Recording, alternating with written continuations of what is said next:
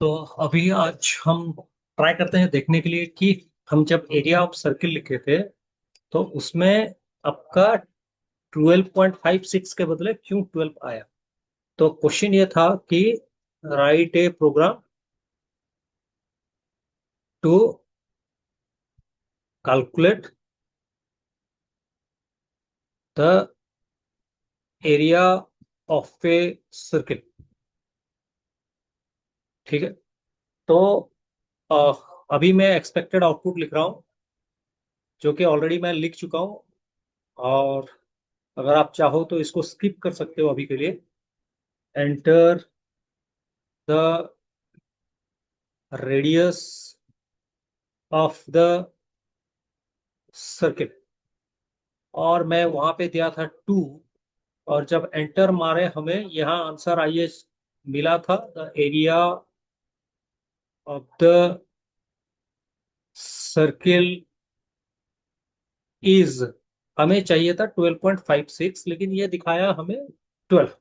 तो मैं अभी प्रोग्राम डायरेक्टली सिस्टम में करने के लिए ट्राई कर रहा हूँ। ठीक है ना। तो इसके लिए मैं ऑनलाइन कंपाइलर यूज करता हूँ।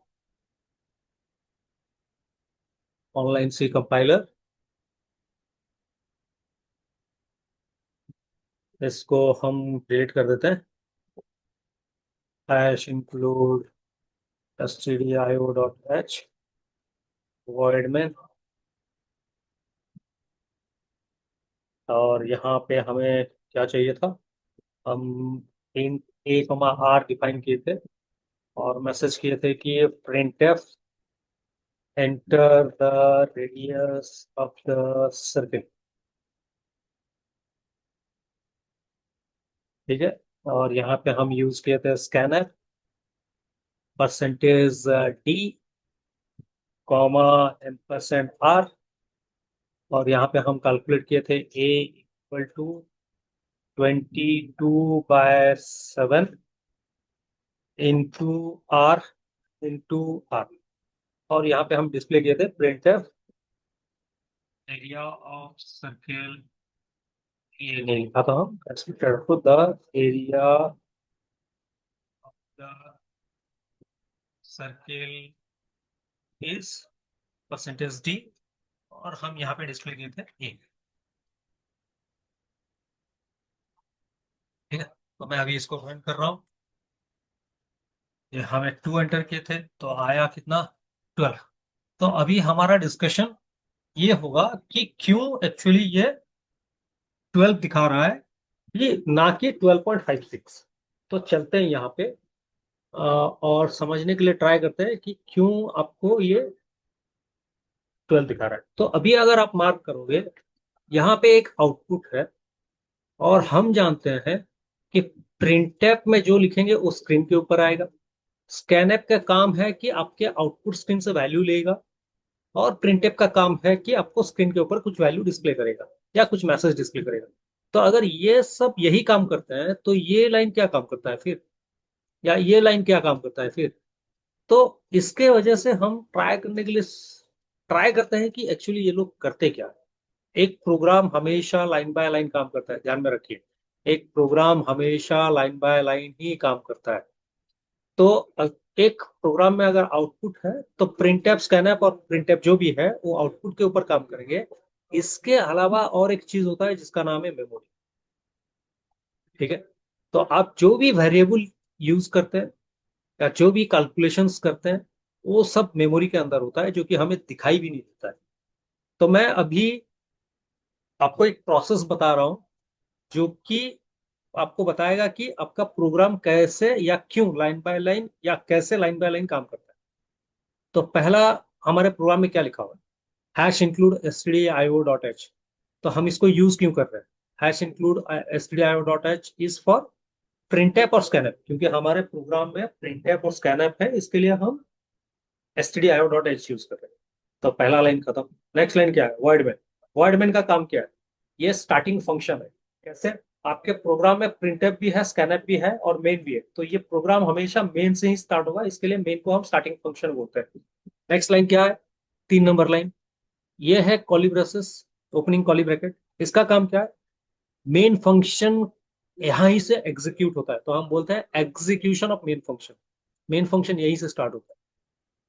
नेक्स्ट 4 नंबर लाइन क्या है? Int a comma r. इसका मतलब क्या है? Variable declaration. इसका मतलब क्या है? Variable declaration. तो क्या होगा? It reserve space in memory. तो आपका जो मेमोरी है उसमें ये स्पेस रिजर्व करेगा। तो क्या करेगा? एक के लिए एक जगह बनाएगा, और आर के लिए एक जगह बनाएगा, और छोड़ देगा। ये चौथा लाइन का काम। 5 नंबर ब्लैंक है। 6 नंबर लाइन क्या कर रहा है? Print F enter the radius of the circle. तो ये क्या करेगा? आउटपुट स्क्रीन में जो लिखा हुआ है, आउटपुट स्क्रीन में enter the radius of the circle print कर देगा। तो ये छठे लाइन का काम है। प्रिंट एफ का काम यही है, उससे ज्यादा और कुछ नहीं करता है। तो स्कैनएफ का काम क्या है? स्कैनएफ क्या करता है? आपके आउटपुट स्क्रीन से वैल्यू लेना स्टार्ट करेगा। तो क्या लिखा हुआ है? स्कैनएफ। परसेंटेज डी का मतलब क्या है? इंटीजर। ये एक इंटीजर वैल्यू एक्सेप्ट करेगा। ये एक इंटीजर वैल्यू एक्सेप्ट करेगा। तो देते हैं इंटीजर वैल्यू। तो इंटीजर वैल्यू दिया, एंटर मारा। तो मारने के बाद क्या करेगा? ये जाके उसको आर में रखेगा।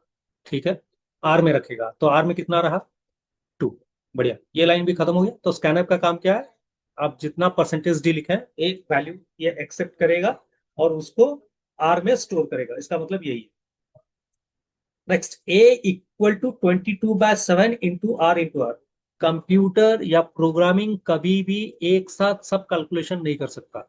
इक्वल टू के राइट साइड में जो है वो पहले काम करेगा। तो मतलब ये लाइन पहले काम करेगा। तो 22/7 कितना है? 22/7 ट्राई करते हैं। 22/7 कितना?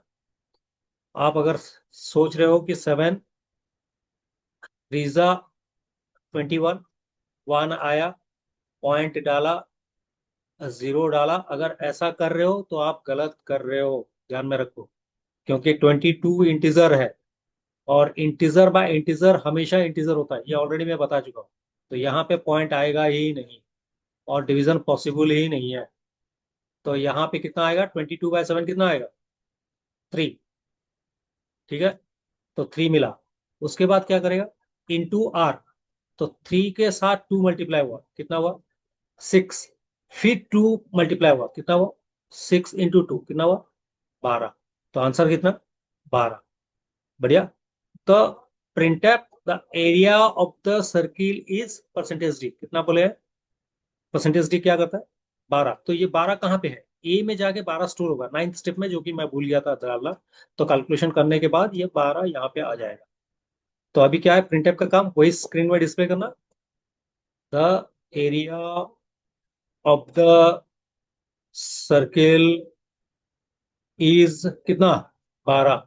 तो यही रीजन है ये 12 प्रिंट करने का।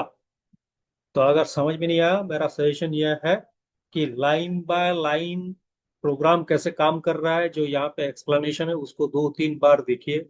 समझ में आया तो इजीली आप आंसर निकाल सकते हैं।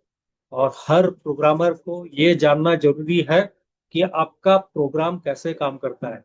और हम इसको बोलते हैं, बिना रन किए, बिना टेस्ट किए अगर हम जानना चाहते हैं कि हमारा प्रोग्राम कैसा काम कर रहा है, इसको हम बोलते हैं ड्राई रन। और हर प्रोग्रामर को ये आना चाहिए, जो भी प्रोग्रामिंग करना चाहते हैं ये आना चाहिए।